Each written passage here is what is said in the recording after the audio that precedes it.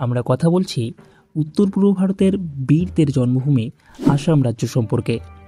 ইতিহাসের পাতায় ঠাঁই না পাওয়া এই দুর্ধর্ষ বীরদের কাছে মুঘলরা বারবার পরাজিত হয়েছে। আজকের এপিসোডে আমরা জানব ভারতবর্ষের ইতিহাসে ঠাঁই না পাওয়া সেই গৌরবময় রাজত্বের কথা, অহোম সাম্রাজ্যের কথা। অহোমদের ইতিহাস শুরু হয় ১৩০০ শতক থেকে, যখন মায়ানমার ছেড়ে আসামের ব্রহ্মপুত্র নদী উপত্যকায় তারা বসতি গড়ে তুলেছিল এবং এখানকার ছোট ছোট রাজ্যগুলিকে পরাজিত করে তারা তাদের শক্তি বৃদ্ধি করে তাদের নিজস্ব রাজ্য স্থাপন করেছিল। অহোম রাজাদের এই ক্রমাগত শক্তি বৃদ্ধি মুঘলদের একটি চিন্তার কারণ হয়ে দাঁড়ায়, কারণ মুঘলরা চাইতো গোটা ভারতবর্ষে তাদের নিরঙ্কুশ আধিপত্য বিস্তার করতে। আর এই কারণেই তারা আসাম সাম্রাজ্যটিকেও তাদের নিজের রাজত্বের অন্তর্ভুক্ত করতে চাইছিল। আর এই উদ্দেশ্যেই মুঘলরা প্রথমবার আসাম সাম্রাজ্যকে আক্রমণ করে। তবে আসাম সাম্রাজ্যের উপর মুঘলদের এই আক্রমণের কারণ ছিল খুবই সামান্য। ১৬১৬ খ্রিস্টাব্দে রতন সিং নামে একজন মুঘল ব্যবসায়ীকে অহোমরাজ তার রাজত্ব থেকে বের করে দেন। এর কারণ তার কাছে কিছু বেআইনি ধন সম্পদ পাওয়া গিয়েছিল। একজন মুঘল ব্যবসায়ীকে কোনো রাজ্য থেকে এভাবে অপমান করে বের করে দেওয়াটা সে সময়ের মুঘল সম্রাট সহ্য করতে পারেননি। আর এর ফলেই তিনি সে সময় অসম রাজ্যকে আক্রমণ করার নির্দেশ দেন। ১৬১৬ খ্রিস্টাব্দে মুঘলরা প্রথমবার আসাম আক্রমণ করেন। শুরু হয় বিখ্যাত সামধারার যুদ্ধ, দ্য ব্যাটেল অফ সামধারা। প্রথম দিকে মুঘলদের আক্রমণে অসম সেনাবাহিনী পিছিয়ে গেলেও ১ মাসের মধ্যেই অসম সেনাবাহিনী পুনরায় মুঘলদের আক্রমণ করে এবং বরানগর ও আসাম থেকেই মুঘলদের তাড়িয়ে দেয়। অসম সেনাবাহিনীর এই আক্রমণের ফলে মুঘলদের এতটাই ক্ষতি হয়েছিল যে পরবর্তী ২০ বছরেও মুঘলরা আর আসাম সাম্রাজ্যকে আক্রমণ করেনি। তবে এর মধ্যেও এই দুটি সাম্রাজ্যের সেনাবাহিনীর মধ্যে বারবার ছোট বড় যুদ্ধ লেগেই থাকত। কিন্তু ২০ বছর পর মুঘলরা আবার আসাম আক্রমণ করে। এবারে অসম আক্রমণ করে তারা কামরূপ অঞ্চলটি দখল করে নেয়। কিন্তু ২ বছরের মধ্যেই অসম বাহিনী পুনরায় মুঘলদের আক্রমণ করে মুঘল বাহিনীকে অসম থেকে বের করে দেয়। এই যুদ্ধে উভয় পক্ষের প্রচুর পরিমাণে ক্ষয়ক্ষতি হয়েছিল। এর ফলে মুঘল সম্রাট এবং অসমের রাজার মধ্যে একটি চুক্তি হয় এবং এই চুক্তিতে মুঘল সম্রাট অসমের সার্বভৌমত্বকে স্বীকার করে নেন। তো তাতে করেও এই দুই সাম্রাজ্যের মধ্যে ছোটো মোটো বিবাদ এড়ানো যায়নি। পরবর্তীতে ঔরঙ্গজেব মুঘল সম্রাট হওয়ার পর মীর জুমলার নেতৃত্বে ১৬৬২ খ্রিস্টাব্দে অসম রাজ্যকে জয় করার জন্য একটি বিশাল বাহিনী পাঠানো হয়।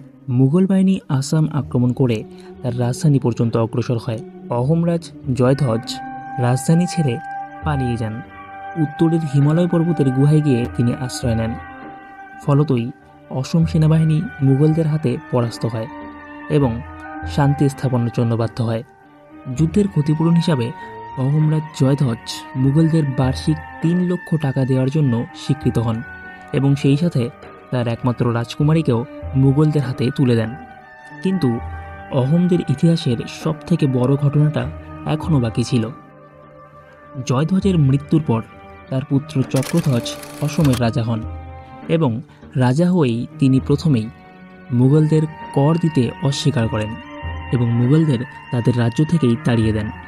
আর এর ফলেই মুঘল সম্রাট ঔরঙ্গজেব অসমকে পুরোপুরি দখল করার উদ্দেশ্যে অম্বরের রাজা রাম সিংয়ের নেতৃত্বে একটি বিশাল সেনাবাহিনী অসমের উদ্দেশ্যে পাঠান, যে সেনাবাহিনীতে ছিল ৩০,০০০ পদাতিক সৈন্য, ১৮,০০০ অশ্বারোহী সৈন্য, ২,০০০ তীরন্দাজ ও ৪০টি যুদ্ধজাহাজ।